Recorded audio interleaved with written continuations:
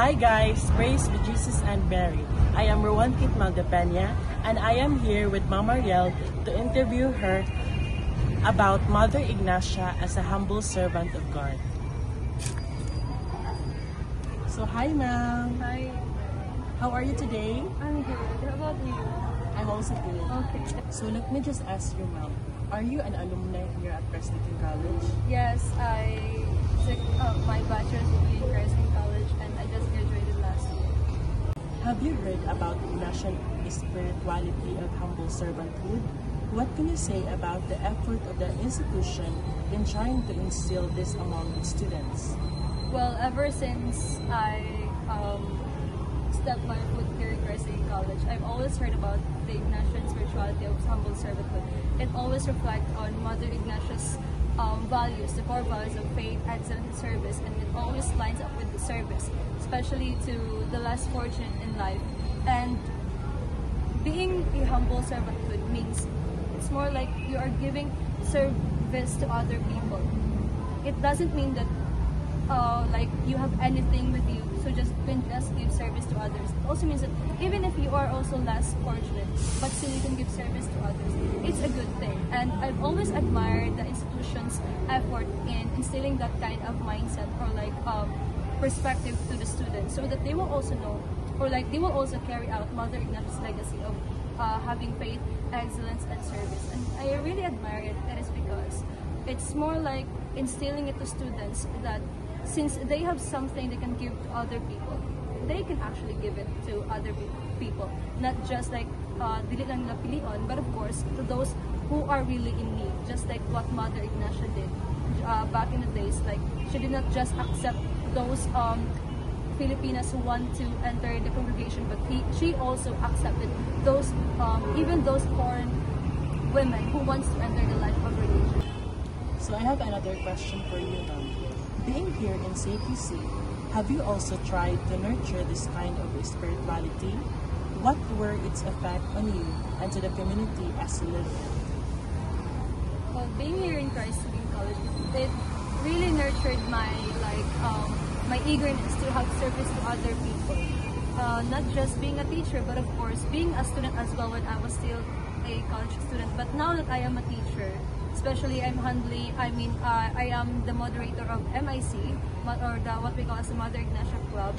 We actually have this outreach program every Mother Ignacia's event, just like what happened back in the days when we celebrate Mother Ignacia's death anniversary, and just last March we just celebrated her baptismal. So it really nurtured my eagerness to give service to other people.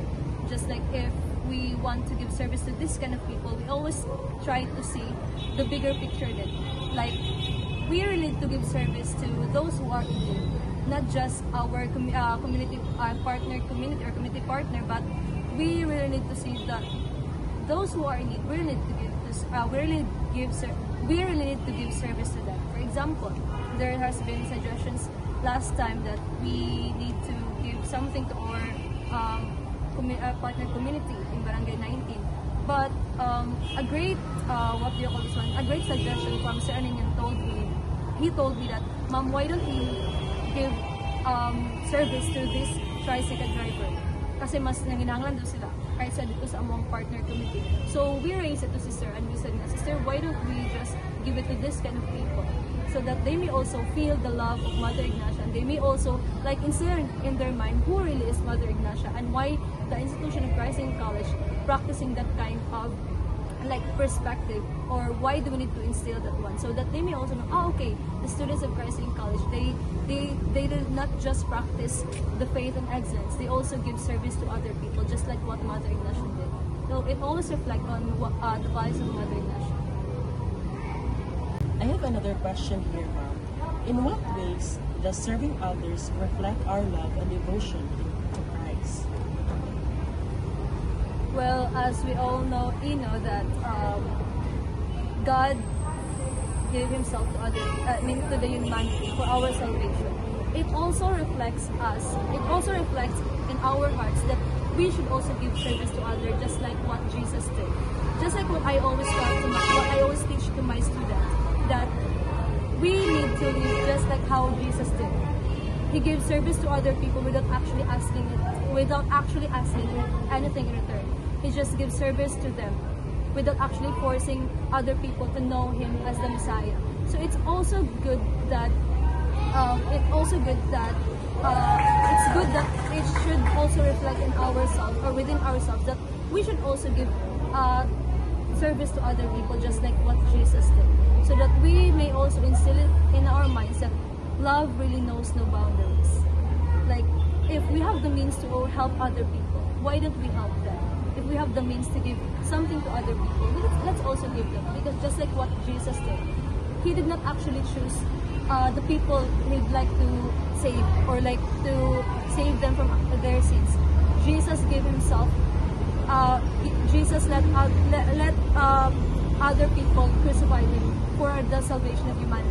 He did not choose, okay, I will just save these Israelites, these people here. But he actually saved everyone. And it also reflects in us that our love and devotion to Christ, we should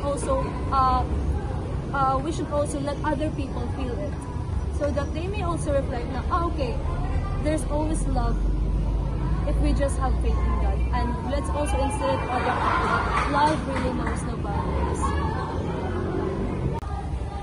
So this is the last question, Mom. How does your faith inform and guide you in your daily life and work? Well, there are really times that, I always ask God's guidance. But there's always this time that before I go to my class, I always go to inside the chapel. I always ask God's God's providence and enlightenment, so that I'm not a perfect teacher. I also have lapses in my teaching profession, but I always ask God's providence, guidance, and enlightenment, so that He may also enlighten me in what should I teach to my students, or what should I impart to my students, or what should I share to my students, especially that I am a novice teacher. This is my first time teaching students, so I always ask God's enlightenment, so that I may also give something to my students out of my faith, out of His word, so that I can also instill it in my mind that all that I impart to my students, all that I share to my students are not actually coming from me. The knowledge that I have is not actually coming from me. It is from God.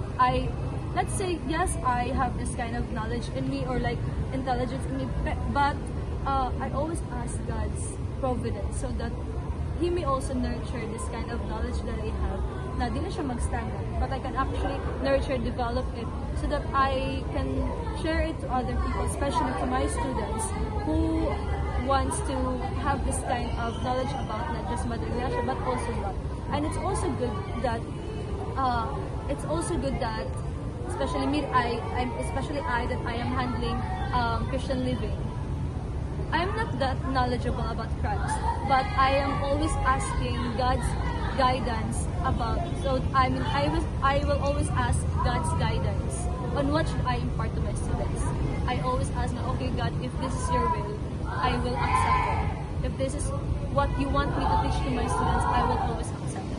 Because even if I have this two important gifts of God, which are the intelligence and freedom, but if I am actually using it in a wrong way, I don't think that God will always be happy of my decision of using this kind of gifts coming from Him. So it's good that yes, I have faith in Him, but I will always ask God's guidance, so that in my daily work, I will always be an honest teacher.